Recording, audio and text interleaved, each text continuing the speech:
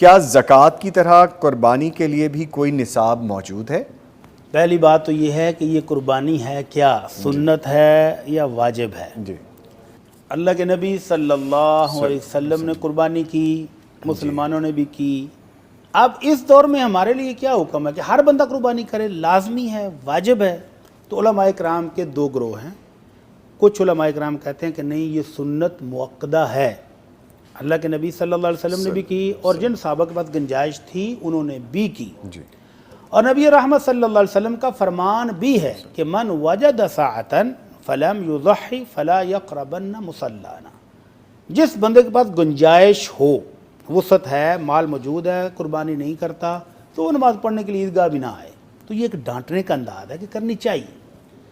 اب اس حکم کو صحابہ کرام نے کیسے لیا ہے کہ کرنی چاہیے، لیکن جب لوگ یہ سمجھنا شروع کر دیں کہ ہر بندے پر واجب ہے، بلکہ مجھے سے یہ سوال بھی ہوا جی، کہ گھر کا سربراہ تو قربانی کر رہا ہے کیونکہ وہ بزنس مین ہے، وہ کوئی جاب ہولڈر ہے اور اس کے پاس پیسے ہیں، وہ تو قربانی کرے گا، اور خاتون خانہ بیگم صاحبہ کے پاس بھی چونکہ زیور موجود ہے 7 تولے 10 تولے، تو وہ بھی صاحب نصاب ہے، لہٰذا وہ بھی قربانی کرے گی۔ یہ غلط فہم ہے، یہ سمجھ درست نہیں ہے۔ اچھا، پہلی بات کہ اللہ کے نبی صلی اللہ علیہ وسلم فرمایا یا ایھا الناس ان علی کل اہل بیت فی کل عام اضحیہ، ہر فیملی پر، ہر گھر پر سال کے بعد ایک قربانی ہے۔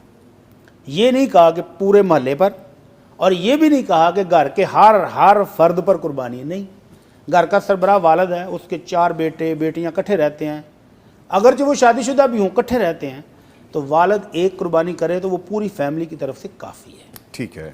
تو یہ ہے ان علماء کرام کا موقف جو کہتے ہیں کہ قربانی سنت مؤکدہ ہے، اور اسی لیے سیدنا عمر اور سیدنا ابو بکر صدیق رضی اللہ عنہما نے بعض دفعہ قربانی جان بوجھ کے نہیں کی، سبق کے لیے، سمجھانے کے لوگوں لیے۔ کو سمجھانے کے لیے کہ یہ نہ کو سمجھ لے کہ یہ فرض عین ہو گئی ہے، واجب ہو گئی ہے، ہر بندے کو کرنی ضروری ہے۔ نہیں، گنجائش ہو بھی تو بھی نہ کرے تو گناہ گار نہیں ہے، لیکن کرے تو یہ اللہ کے نبی کی سنت ہے پیاری سی۔ بھٹی صاحب اس پر ڈیبیٹ ہو جانی ہے ہو جانی، ہمارے وہ تو مجھے باقاعدہ۔ پتہ ہے۔ جی، تو اگر وہ کر لے تو اچھا ہے، نہ کرے تو گناہ گار بہرحال نہیں ہوگا۔ جی، اور دوسرے علماء کرام کہتے ہیں نہیں واجب ہے، تو جو واجب کہتے ہیں پھر وہ نصاب بھی نکالتے ہیں جی، اپنے پاس سے، معذرت کے ساتھ۔ اوکے، اللہ کے نبی صلی اللہ علیہ وسلم نے جس طرح زکوٰۃ کا نصاب بتایا، چاندی 52.5 تولے ہو تو زکوٰۃ ہے، سونا 7.5 تولے ہو تو زکوٰۃ ہے، اس طرح قربانی کے لیے کوئی نصاب نہیں بیان کیا کہ جس کے پاس اتنے پیسے ہوں گے تو وہ قربانی کرے، ایسا کوئی فرمان نہیں ہے۔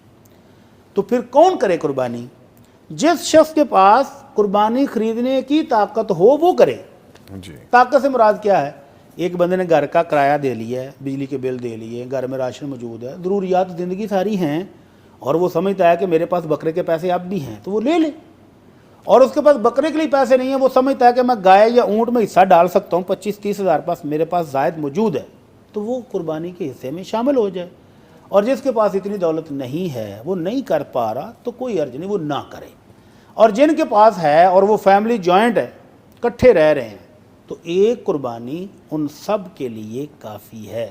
2 4 یا گھر کے تمام افراد، 4 بیٹے کما رہے ہیں تو کہیں نہیں جی چاروں پر قربانی واجب ہے، نہیں، ایسی کوئی بات نہیں ہے۔ حضرت ابو ایوب رضی اللہ تعالی عنہ، ان سے پوچھا گیا کہ اللہ کے نبی کے دور میں قربانیاں کیسے ہوتی تھیں، جی، تو انہوں نے باقاعدہ وضاحت کی کہ کان الرجل یضحی بالشاۃ عنہ وعن اہل بیتہ، ایک ہی بکرا اپنی طرف سے بھی اور اپنے گھر والوں کی طرف سے بھی صحابی ذبح کرتے تھے، فیاکلون ویطعمون، خود بھی کھاتے تھے اور عزیز و اقارب ہمسایوں کو بھی کھلاتے تھے، ایک قربانی۔